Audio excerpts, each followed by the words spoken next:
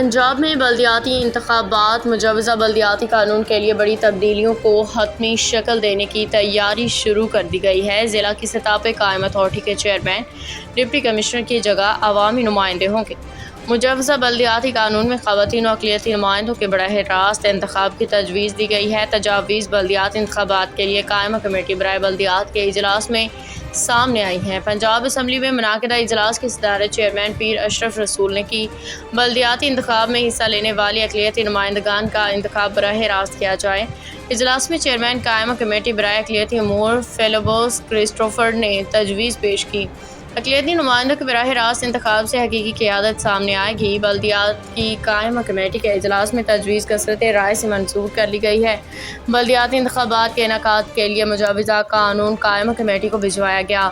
Philipose Christopher نے کہا کہ اقلیتی نمائندگان کے براہ راست انتخاب کے لیے اسمبلی میں اتفاق رائے ہے۔ کمیٹی مجوزہ قانون سے متعلق آئندہ اجلاس میں حتمی رپورٹ منظوری کے لیے پیش کرے گی۔